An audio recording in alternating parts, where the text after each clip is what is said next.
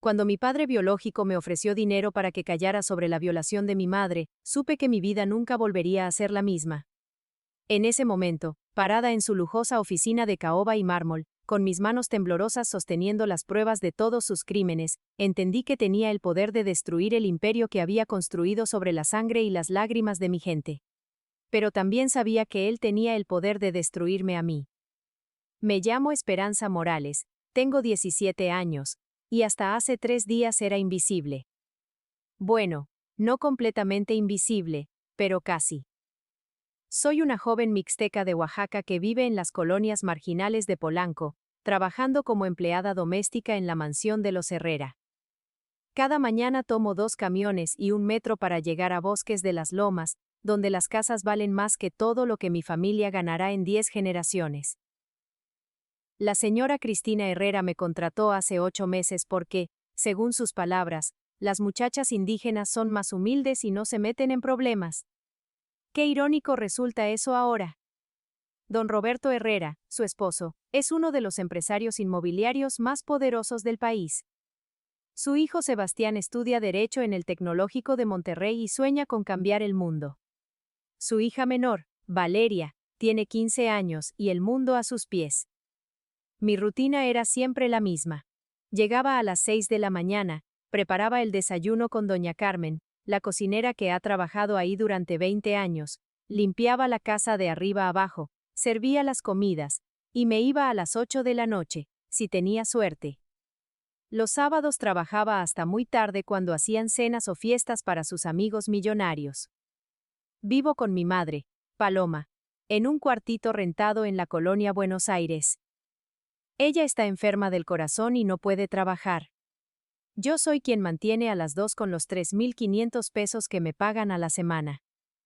No es mucho, pero alcanza para la renta, la comida básica y los medicamentos de mi mamá. Bueno, algunos medicamentos. Los importantes, los que realmente la ayudarían, esos no podemos pagarlos. Mi madre siempre me decía, mija, agacha la cabeza, haz tu trabajo, no te metas en problemas. La gente como nosotros no tiene derecho a soñar grande. Yo la obedecía. Hasta ahora. Todo cambió la noche del sábado pasado. Los Herrera organizaron una de sus elegantes fiestas para recaudar fondos para no sé qué fundación benéfica. Como siempre, yo era parte del mobiliario, serví canapés, retiré platos, llené copas de vino que cuestan más que mi sueldo mensual. Los invitados hablaban de política, de negocios, de sus viajes a Europa, como si yo no existiera. Hasta que desapareció la pulsera. Era una pulsera de diamantes que pertenecía a la señora Patricia Sandoval, esposa del secretario de Desarrollo Urbano. Una pieza que, según escuché, valía más de 200,000 pesos. La señora Patricia se dio cuenta de que no la tenía cuando ya estaban sirviendo el postre. Estoy segura de que la tenía cuando llegué, dijo, revisando su bolso de mano. La recuerdo porque mi esposo me la regaló por nuestro aniversario. Se hizo un silencio incómodo. Los invitados comenzaron a murmurar entre ellos. Y entonces, la señora Cristina hizo algo que jamás podré olvidar.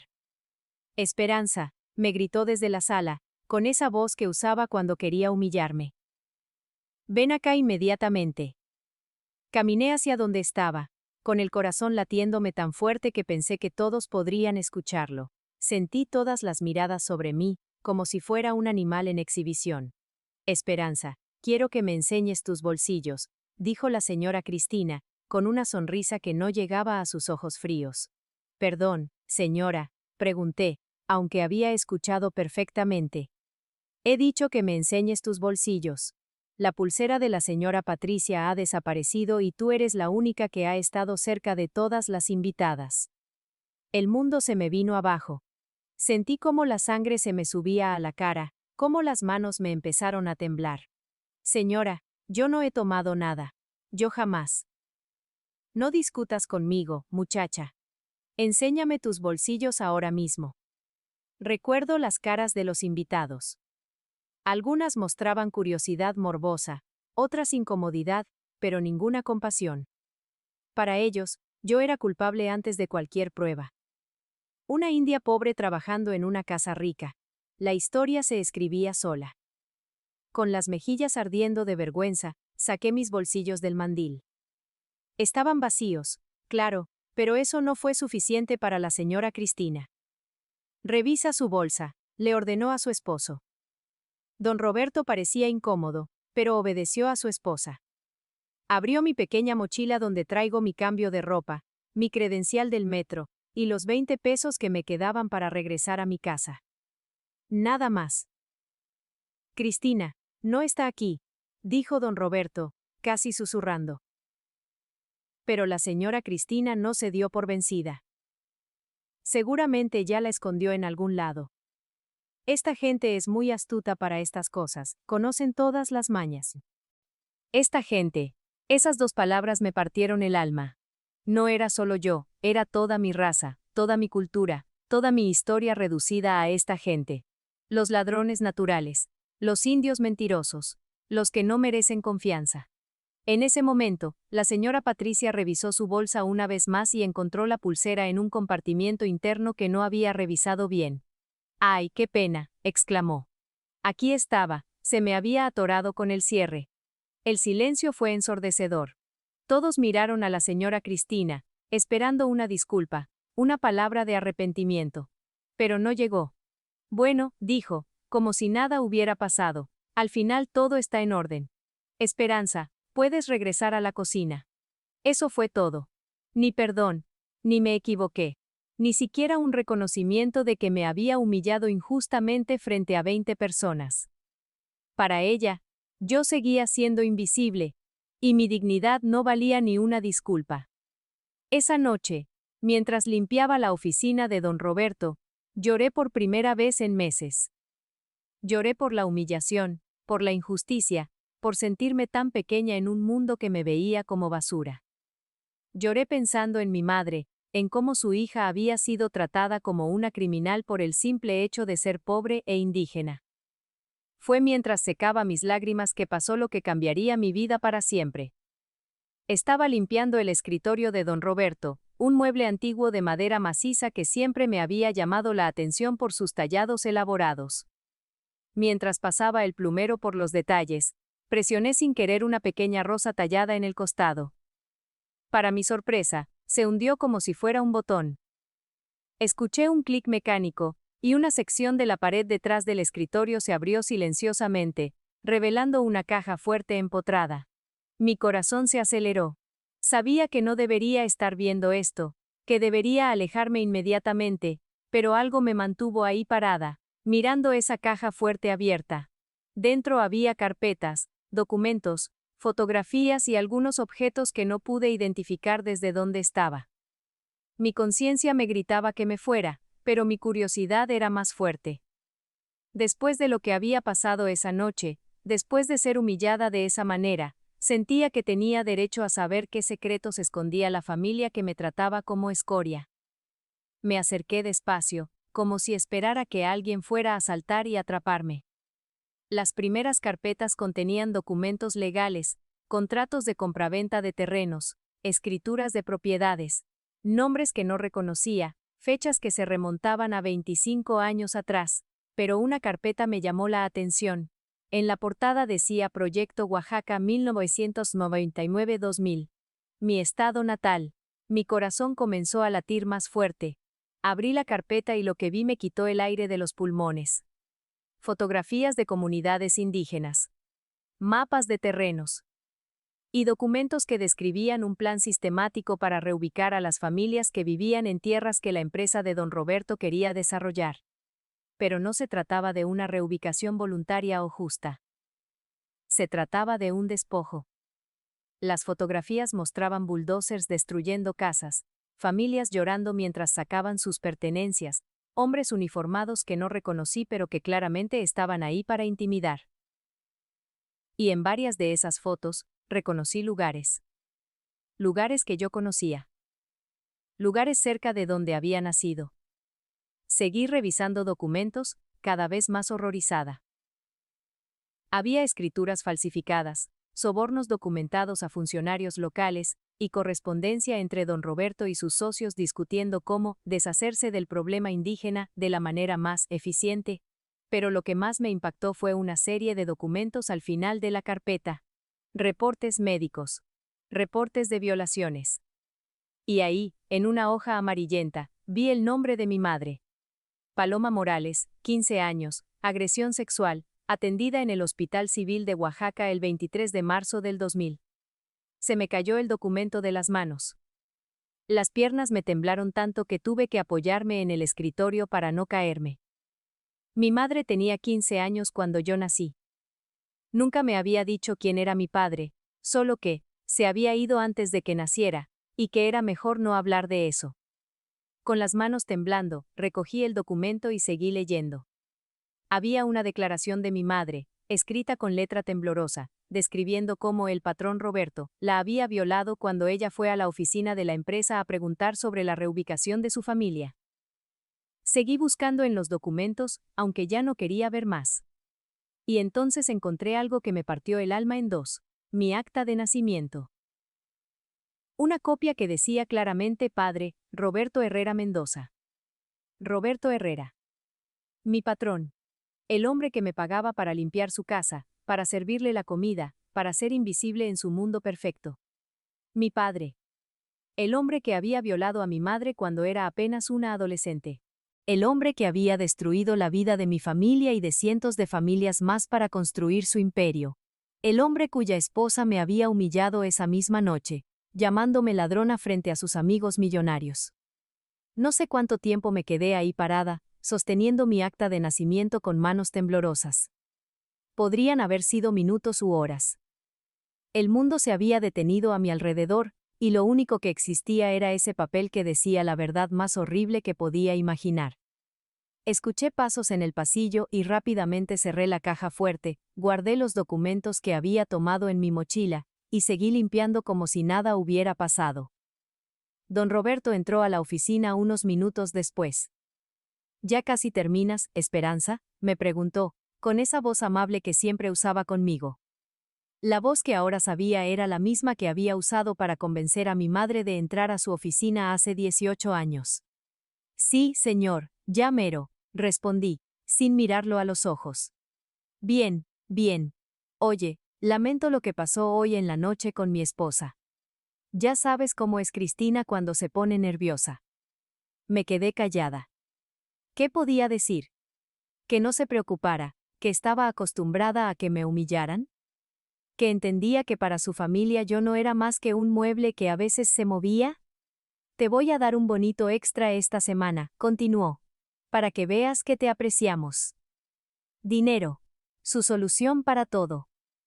Igual que había tratado de sobornar a los funcionarios de Oaxaca. Igual que había comprado el silencio de quién sabe cuántas víctimas. Gracias, señor, fue lo único que pude decir. Esa noche no dormí. Me quedé despierta leyendo y releyendo los documentos que había tomado, tratando de procesar la magnitud de lo que había descubierto. No era solo que don Roberto fuera mi padre biológico, era que toda su fortuna estaba construida sobre crímenes. Violaciones, despojos, corrupciones. Y yo había estado limpiando sus pisos, sirviendo su comida, siendo cómplice silenciosa de su prosperidad. Mi madre estaba dormida en el catre de al lado. La vi tan frágil, tan pequeña bajo las cobijas raídas. Pensé en ella como la adolescente de 15 años que había sido, asustada y sola, siendo violada por un hombre poderoso que luego la expulsaría de sus tierras como si fuera basura. ¿Sabría ella que yo trabajaba para él? ¿Habría reconocido el nombre cuando le conté dónde había conseguido trabajo? Mi madre siempre había sido muy reservada sobre nuestro pasado en Oaxaca. Decía que era mejor no mirar hacia atrás, que el pasado solo traía dolor. Al día siguiente, domingo, no pude concentrarme en nada. Mi madre me preguntó si me sentía mal, porque me veía muy pálida. Le dije que era cansancio del trabajo, que había sido una semana muy pesada. Mija, me dijo mientras tomábamos un té de hierbas en nuestra mesita de plástico, quiero que sepas que estoy muy orgullosa de ti. Sé que el trabajo no es fácil, pero gracias a ti podemos pagar la renta y mis medicinas. Eres una hija muy valiente, valiente. Si supiera lo cobarde que me sentía en ese momento. Tenía en mis manos la información para destruir al hombre que nos había arruinado la vida, pero no sabía qué hacer con ella. ¿Cómo le explicas a tu madre enferma que el hombre para quien trabajas es el mismo que la violó? ¿Cómo le dices que has descubierto que tienes sangre del hombre que más odia en el mundo? El lunes regresé al trabajo como si nada hubiera cambiado, pero todo había cambiado. Cada vez que veía a don Roberto, sentía náuseas. Cada vez que la señora Cristina me daba órdenes con su tono despectivo, quería gritarle que yo era su hijastra, que tenía tanto derecho a estar en esa casa como su propio hijo Sebastián. Pero me quedé callada. Seguí siendo invisible. Hasta que don Roberto me descubrió. Fue el miércoles por la tarde. Yo estaba limpiando la sala cuando él llegó de la oficina más temprano de lo usual. Se veía agitado, nervioso. Se dirigió directamente a su estudio y cerró la puerta. Unos minutos después, salió y me gritó que fuera inmediatamente. Esperanza, necesito que hablemos, me dijo, cerrando la puerta detrás de mí. Mi corazón se aceleró. ¿Sabría que había descubierto la caja fuerte? ¿Habría notado que faltaban documentos? Siéntate, me ordenó, señalando una silla frente a su escritorio. Me senté con las piernas temblando, tratando de mantener la calma. ¿Has estado revisando mis cosas? Me preguntó directamente. No tenía sentido mentir. Él ya sabía. Sí, respondí, apenas un susurro. ¿Y qué encontraste? Lo miré a los ojos por primera vez desde que había descubierto la verdad. Esos ojos que eran iguales a los míos. Esos ojos que mi madre debió haber visto llenos de lujuria y violencia 18 años atrás. Encontré la verdad, le dije, con una voz que sonó más firme de lo que me sentía. Se quedó callado por un momento largo. Luego suspiró y se recargó en su silla. ¿Cuánto quieres?, me preguntó. ¿Perdón? ¿Cuánto dinero quieres para mantener la boca cerrada? 100.000, 200.000, dime tu precio. No podía creer lo que estaba escuchando. Ni siquiera iba a negar lo que había hecho. Ni siquiera iba a fingir arrepentimiento. Para él, todo tenía precio, incluso el silencio de la hija que había engendrado violando a una niña. No quiero su dinero, le dije. Todas quieren dinero, respondió con desprecio. Tu madre también quería dinero. Le ofrecí una buena cantidad cuando se enteró que estaba embarazada, pero la muy terca quiso hacer escándalo. Esas palabras fueron como puñaladas. Mi madre quiso hacer escándalo. Porque la habían violado. Porque era una niña asustada que buscaba justicia. ¿Qué fue lo que le hizo exactamente?, le pregunté, aunque ya conocía la respuesta. Lo que tenía que hacer, respondió sin inmutarse. Ella y su familia estaban obstaculizando un proyecto muy importante. Necesitaban entender las consecuencias de no cooperar. La violó. Le enseñé cuál era su lugar en el mundo. En ese momento supe que no había nada humano en ese hombre. No había arrepentimiento. No había culpa. No había reconocimiento de que había destruido vidas. Para él, violar a mi madre había sido una herramienta de negocios. Es mi padre, le dije, por fin. Biológicamente, sí, admitió. Pero eso no cambia nada. Sigues siendo lo que siempre has sido, nadie. Tengo las pruebas de todo lo que hizo, le advertí. ¿Y qué vas a hacer con ellas? ¿Ir a la policía? Yo tengo jueces, fiscales, comandantes en mi nómina. ¿Ir a los medios? Yo tengo periodistas que publican lo que les digo. Tú no eres nadie, Esperanza. Eres una india pobre sin educación. ¿Quién te va a creer?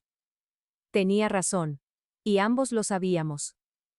En un país donde la palabra de un hombre rico vale más que la vida de 100 indígenas pobres, yo no tenía oportunidad en una batalla legal. Pero, continuó, soy un hombre generoso. Te voy a ofrecer algo mejor que dinero. Voy a conseguir que tu madre entre a un programa médico especial. Los mejores doctores, los mejores tratamientos, todo pagado. Solo tienes que regresar esos documentos y olvidar esta conversación. Era diabólico. Sabía exactamente cuál era mi debilidad. Mi madre. Sabía que yo haría cualquier cosa por salvarla, incluso proteger al hombre que la había violado. ¿Y si me niego? Pregunté. Tu madre va a perder el acceso al programa médico básico que tiene ahora. Vas a perder tu trabajo. Van a deportar a tu familia por documentos irregulares. Y te aseguro que ninguna otra familia decente te va a contratar cuando sepan que eres una ladrona. Me quedé callada, procesando sus amenazas. Lo tenía todo planeado. Era un maestro de la manipulación, de usar el poder para destruir a quien se le opusiera.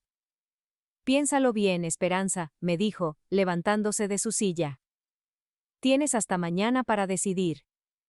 Mientras tanto, sigues trabajando como siempre. No queremos que mi familia se dé cuenta de nada, ¿verdad? Salí de esa oficina sintiéndome más perdida que nunca. Tenía en mis manos el poder para exponer a un criminal, para obtener justicia para mi madre y para cientos de familias despojadas. Pero también sabía que usar ese poder podría costar la vida de mi madre. Esa noche le pregunté a mi mamá por nuestro pasado en Oaxaca. Mami, ¿por qué nos vinimos realmente de Oaxaca? Se puso tensa. Ya te lo he dicho, mija. Buscábamos mejores oportunidades aquí en la ciudad. ¿Pero no había algo de que nos querían quitar nuestras tierras? Se quedó callada por mucho tiempo. Luego suspiró profundamente. Sí, admitió por fin. Había una empresa que quería construir algo ahí. Nos ofrecieron dinero por irnos, pero no era suficiente. Entonces pasaron cosas feas. ¿Qué clase de cosas feas, mami? Cosas que una hija no necesita saber sobre su madre. Pero yo ya lo sabía. Y por primera vez en mi vida, vi a mi madre no como la mujer fuerte que me había criado sola, sino como la niña asustada que había sido. Víctima de un sistema que protege a los ricos y aplasta a los pobres. Mami, le dije, tomando sus manos frágiles entre las mías, si tuvieras la oportunidad de obtener justicia por esas cosas feas, ¿la tomarías? La justicia es un lujo que gente como nosotros no puede permitirse, mija. Lo importante es sobrevivir. Esa fue su respuesta. Sobrevivir. Era lo que había hecho toda su vida, agachar la cabeza, aceptar la injusticia, sobrevivir. Y me había enseñado a hacer lo mismo. Pero yo ya no quería solo sobrevivir. Quería vivir con dignidad. Al día siguiente regresé a casa de los Herrera con una decisión tomada. No iba a aceptar su chantaje. No iba a proteger a un violador.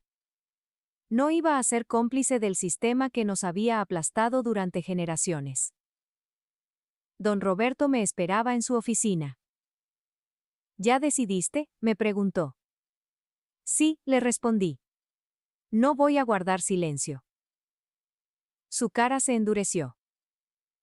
Entonces tu madre va a sufrir las consecuencias de tu estupidez.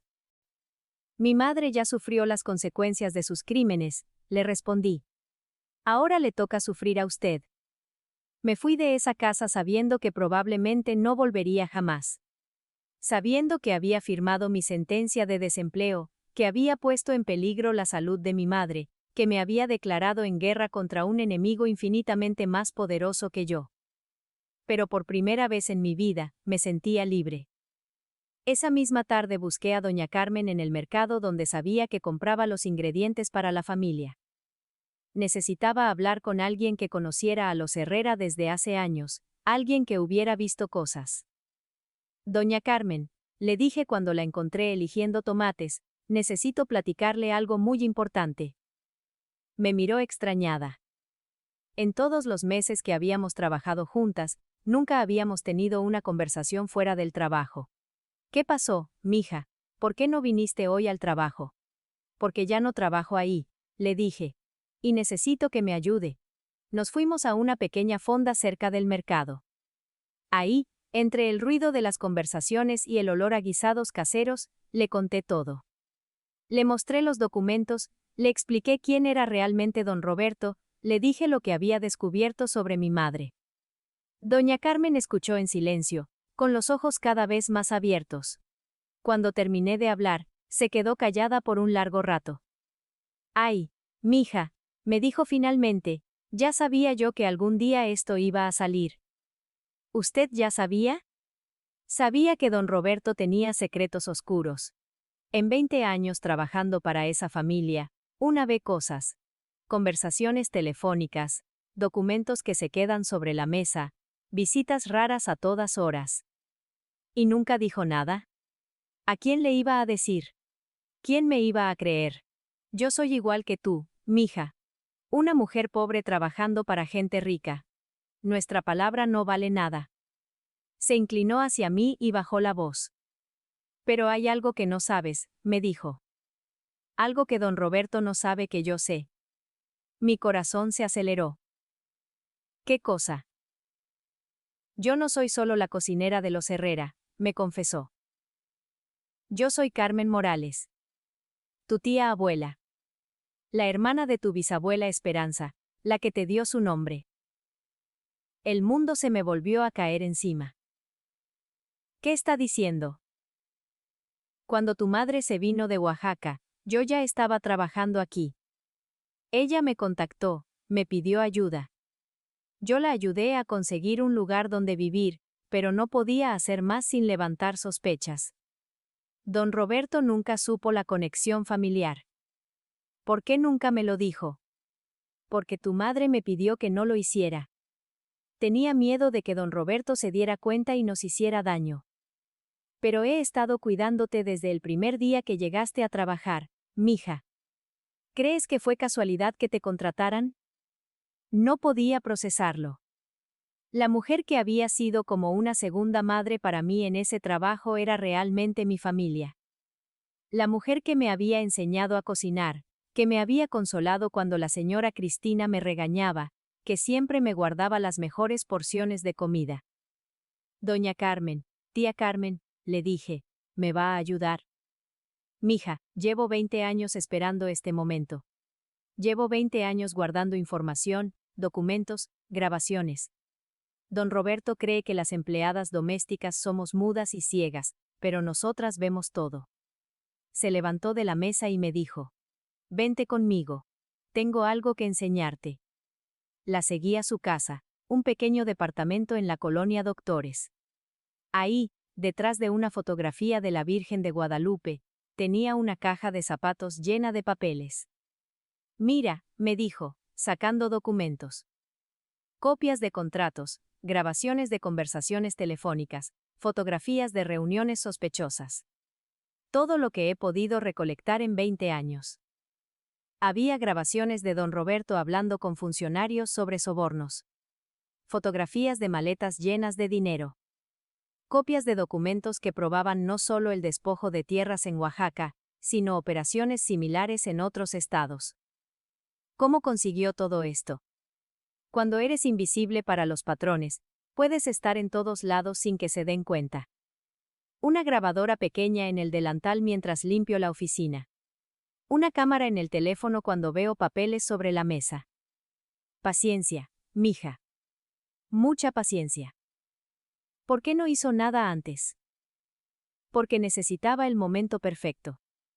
Y también necesitaba a alguien más joven, más valiente, alguien que tuviera menos que perder que una señora de 65 años. Me quedé mirando todos esos documentos, todas esas pruebas. Con lo que yo había encontrado y lo que tenía tía Carmen, teníamos suficiente para destruir completamente a don Roberto. ¿Qué propone que hagamos?, le pregunté. El sábado van a hacer una gala benéfica en el Hotel Saint Regis, una cena para recaudar fondos para ayudar a comunidades indígenas, me dijo con ironía. Van a estar todos los medios, todos los políticos importantes, van a transmitir en vivo por televisión. ¿Y? ¿Y tú vas a estar ahí? Tía, yo no tengo invitación para esa clase de eventos. No, pero yo sí. Llevo 20 años organizando los menús para sus fiestas. Conozco a todos los proveedores, a toda la gente que trabaja en sus eventos. Vamos a entrar. ¿Y luego qué? Luego vas a tomar el micrófono y le vas a decir la verdad al mundo entero. Era un plan loco, casi imposible. Pero era nuestra única oportunidad de que nos escucharan. En un evento público, con medios presentes, don Roberto no podría silenciarnos como había hecho durante años. ¿Y si nos agarran antes de que pueda hablar? Le pregunté. Por eso necesitamos un plan B, me dijo tía Carmen. Sebastián. El hijo de don Roberto. Ese muchacho no es como su padre. Lo he visto defendiendo empleados cuando su papá los trata mal. Lo he escuchado hablando por teléfono sobre justicia social, sobre los derechos de los indígenas. Creo que él nos ayudaría. No estaba convencida. Sebastián parecía buena persona, pero era parte de la familia Herrera. Su dinero, su educación, su futuro, todo dependía del imperio que su padre había construido sobre crímenes. No sé, tía. Es mucho riesgo. Mija, todo en la vida es riesgo. El riesgo es no hacer nada y dejar que don Roberto siga lastimando gente. El riesgo es que tu madre se muera sin nunca obtener justicia. El riesgo es que otros niños crezcan como tú creciste, sin saber quién es su padre, cargando con el peso de la pobreza que ese hombre les impuso. Tenía razón.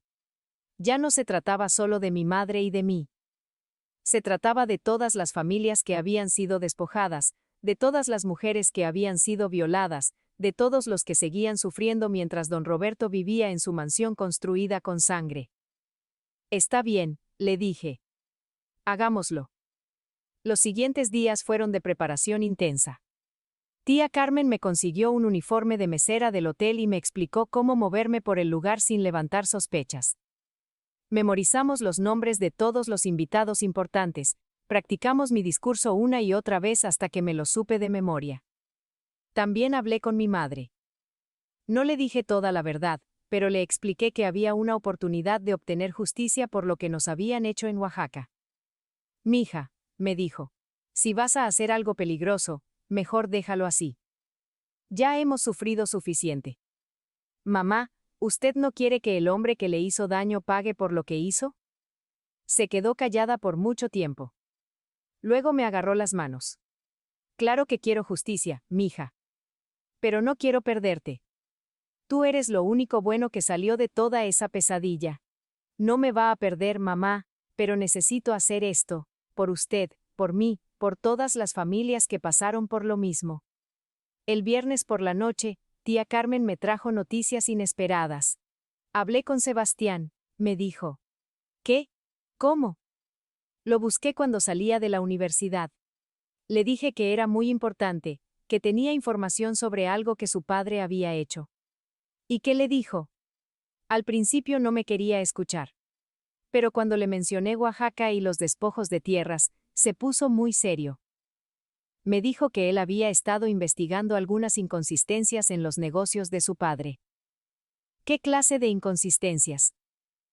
Propiedades que aparecieron de la nada en los registros, comunidades enteras que desaparecieron de los mapas oficiales, permisos de construcción que se tramitaron en tiempo récord. Sebastián estudia Derecho, sabe reconocer cuando algo no está bien. ¿Le contó todo? No todo. Solo le dije que tenía pruebas de que su padre había cometido crímenes para obtener esas tierras. Le dije que mañana, en la gala, iba a salir la verdad. ¿Y qué dijo? Que quería ver las pruebas. Quedamos de vernos mañana temprano, antes del evento. Esa noche no pude dormir. Daba vueltas en la cama pensando en todo lo que podía salir mal. ¿Y si don Roberto se daba cuenta de que tía Carmen tenía información? ¿Y si Sebastián le contaba todo a su padre? ¿Y si la seguridad del hotel nos descubría antes de que pudiera hablar? Pero también pensaba en todas las razones por las que tenía que hacerlo. Pensaba en mi madre, violada a los 15 años por un hombre poderoso que nunca había pagado por sus crímenes. Pensaba en todas las familias expulsadas de sus tierras, viviendo en pobreza mientras el responsable se enriquecía. Pensaba en mí misma, trabajando como esclava para el hombre que había destruido mi familia. Ya no podía seguir siendo invisible. Ya no podía seguir agachando la cabeza. El sábado amaneció nublado, como si el cielo supiera que algo importante iba a pasar.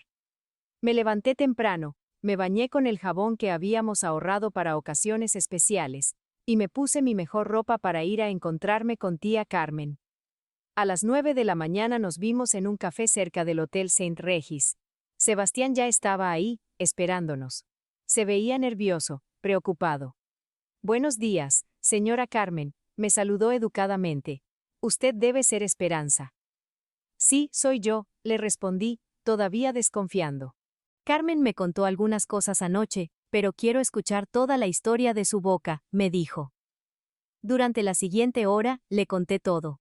Le mostré los documentos, las fotografías, mi acta de nacimiento. Le expliqué cómo había descubierto la caja fuerte, la conversación con su padre, las amenazas. Sebastián escuchó en silencio, con la cara cada vez más pálida. Cuando terminé, se quedó callado por mucho tiempo. Dios mío, murmuró finalmente. Yo sabía que mi padre tenía negocios turbios, pero nunca imaginé. Nunca pensé que fuera capaz de violar a una niña de 15 años, le pregunté directamente. De eso, admitió, con la voz quebrada. De destruir familias enteras. De construir su fortuna sobre crímenes. ¿Nos va a ayudar?, le preguntó tía Carmen. Sebastián nos miró a las dos. Mi padre me va a odiar para siempre. Mi familia se va a desmoronar. Voy a perder todo lo que he conocido en mi vida. Pero va a hacer lo correcto, le dije. Sí, respondió después de una pausa. Voy a hacer lo correcto. Nos explicó que él tenía acceso total al evento como hijo de la familia. Podría llevarnos adentro sin problemas y asegurar que tuviéramos acceso al micrófono en el momento indicado. Mi padre va a dar un discurso sobre el compromiso de su empresa con las comunidades indígenas, nos dijo con amargura. Qué irónico, ¿verdad? Ese va a ser el momento perfecto para que usted le responda, Esperanza.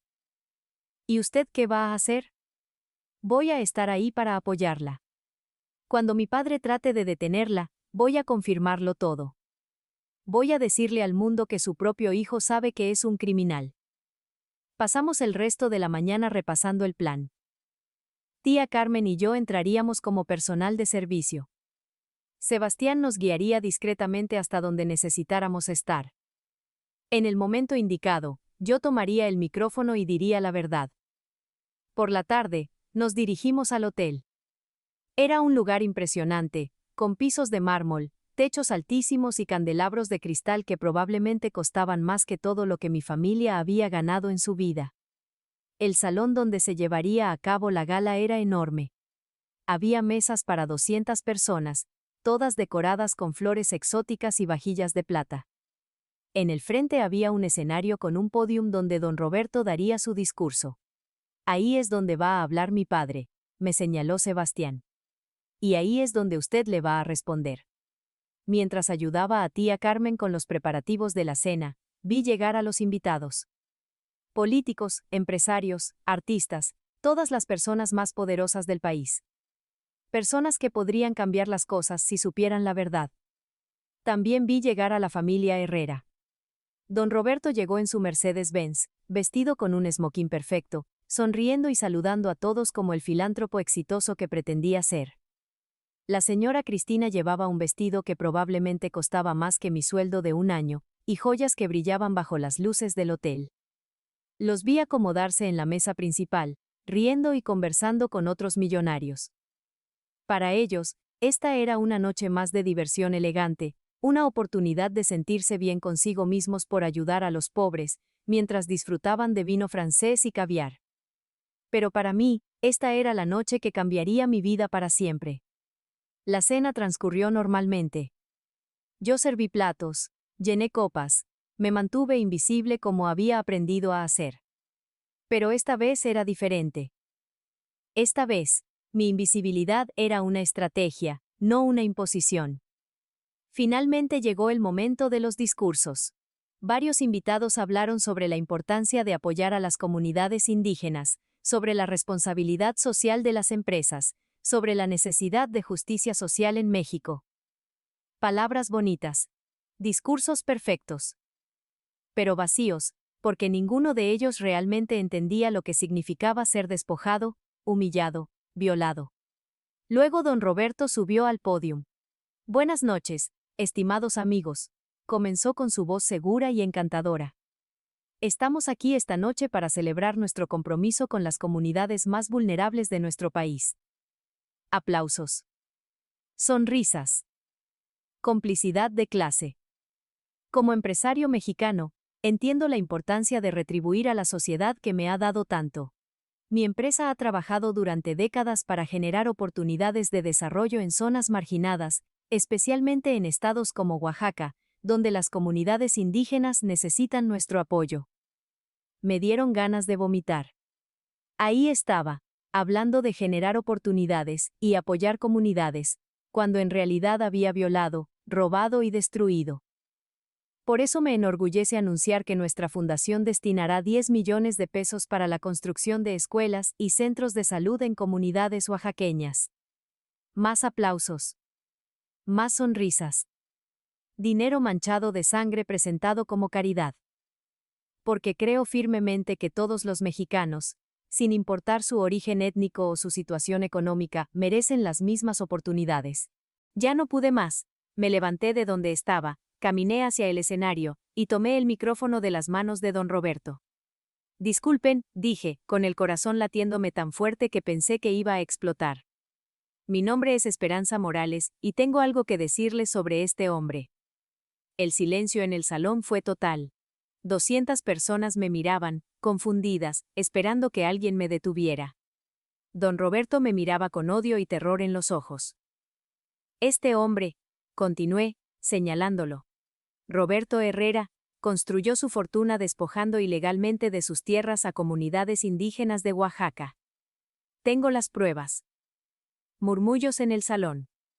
Don Roberto trató de recuperar el micrófono, pero Sebastián se levantó de su mesa y se colocó entre nosotros. Déjala hablar, le gritó a su padre. Por una vez en tu vida, deja que alguien diga la verdad. Este hombre, seguí, con la voz más firme, violó a mi madre cuando ella tenía 15 años. Tengo su declaración médica. Tengo mi acta de nacimiento que lo nombra como mi padre. Gasps audibles en todo el salón. Las cámaras de televisión enfocaron directamente hacia mí. Ya no había vuelta atrás. Roberto Herrera no es un filántropo. Es un criminal que ha usado el dinero y el poder para silenciar a sus víctimas durante 25 años. Pero hoy, en este lugar, frente a todos ustedes, las víctimas ya no vamos a guardar silencio. Saqué los documentos de mi bolsa y los mostré a las cámaras. Tengo contratos falsificados, pruebas de sobornos a funcionarios, fotografías de desalojos violentos, reportes médicos de violaciones, todo documentado, todo real. Don Roberto finalmente reaccionó. Seguridad, gritó. Saquen a esta loca de aquí. Pero los guardias de seguridad parecían confundidos. No sabían si actuar contra mí o no, especialmente con las cámaras grabando todo. Es cierto, gritó Sebastián, dirigiéndose al público. Todo lo que dice Esperanza es cierto. Yo he visto las pruebas. Mi padre es un criminal. El caos se desató en el salón. Invitados gritando, periodistas corriendo hacia el escenario, don Roberto tratando de escapar. Pero yo seguí hablando al micrófono. Señora Patricia Sandoval, dije, dirigiéndome directamente a la esposa del secretario de Desarrollo Urbano. Su esposo recibió 2 millones de pesos de Roberto Herrera para acelerar permisos de construcción en tierras robadas. Tengo las transferencias bancarias. La señora Sandoval se puso pálida y empezó a negar con la cabeza. Señor López, continué, mirando al presidente del tribunal local. Usted archivó 23 denuncias contra la empresa Herrera a cambio de que le pagaran la universidad privada de sus hijos. Tengo las facturas. Uno por uno, fui nombrando a los cómplices, a los funcionarios corruptos, a los que habían permitido que don Roberto construyera su imperio criminal. Tenía pruebas contra todos ellos, y las tenía ahí mismo, en vivo, frente a todo el país. Mi madre se llama Paloma Morales, dije finalmente. Tenía 15 años cuando Roberto Herrera la violó. Como ella, hay docenas de mujeres que fueron atacadas cuando trataron de defender sus tierras. Como mi familia, hay cientos de familias que fueron despojadas de todo lo que tenían. Me dirigí directamente a las cámaras. Hoy, todas esas víctimas recuperamos nuestra voz. Hoy, la justicia llega aunque sea 25 años tarde. Hoy, los poderosos van a pagar por sus crímenes. Don Roberto había logrado llegar hasta donde yo estaba y trató de arrebatarme el micrófono. «¡Cállate!», me gritó. «Tú no eres nadie, eres una india mentirosa». Pero sus palabras fueron captadas por el micrófono y transmitidas en vivo por Televisión Nacional. ¿Escucharon eso?, le pregunté al público. ¿Escucharon cómo habla de su propia hija? Así nos ha hablado a todos durante años. Así nos ve, como indios mentirosos que no merecemos respeto. En ese momento, tía Carmen subió al escenario con una caja llena de documentos. «Señores periodistas», gritó, «aquí tengo 20 años de evidencia contra Roberto Herrera. Grabaciones, fotografías, documentos. Todo lo que necesitan para probar que este hombre es un criminal». El resto de la noche fue un torbellino.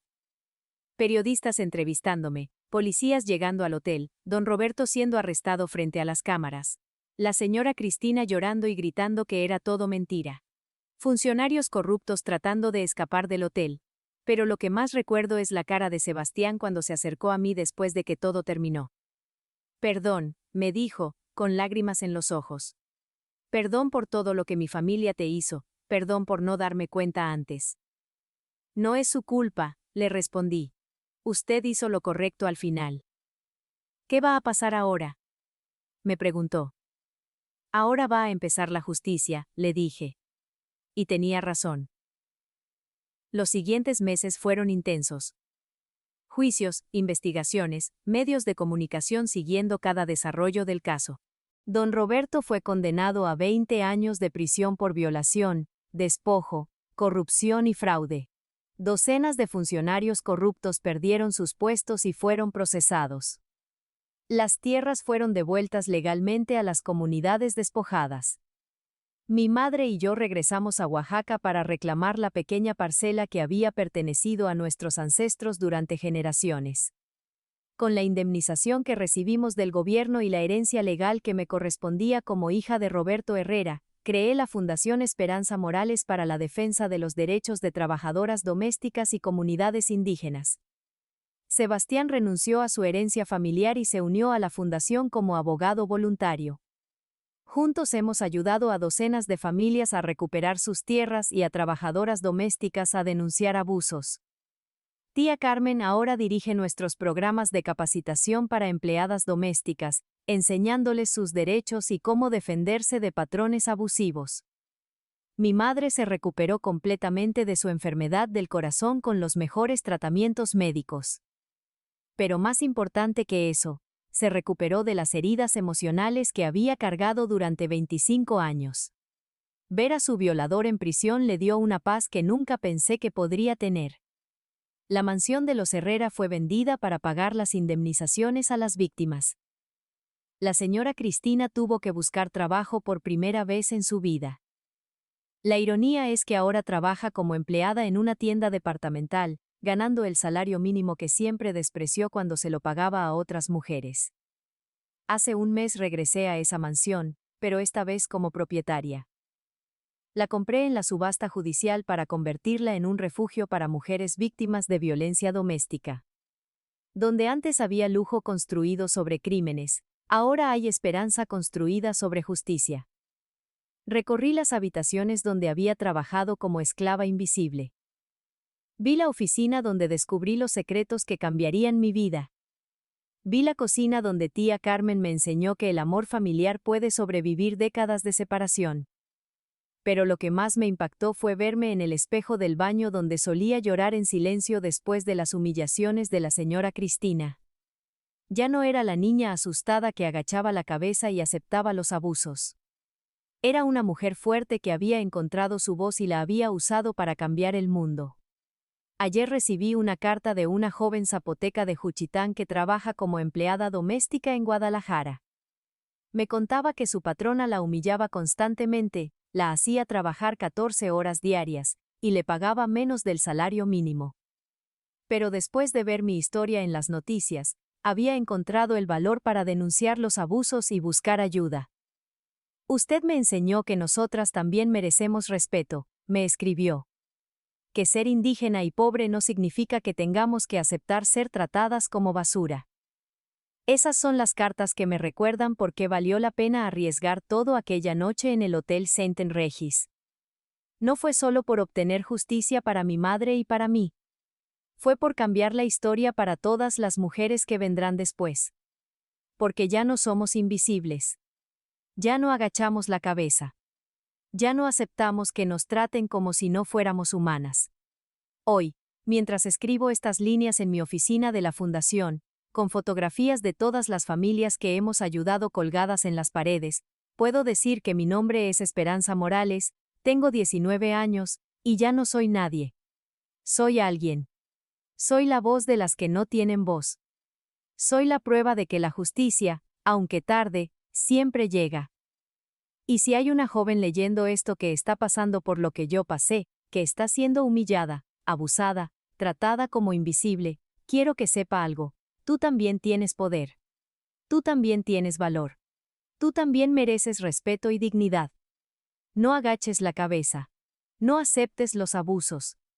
No permitas que te convenzan de que por ser pobre, por ser indígena, por ser mujer, mereces menos que otros. Encuentra tu voz. Úsala. Cambia tu historia. Porque cuando las invisibles nos hacemos visibles, el mundo entero tiene que cambiar.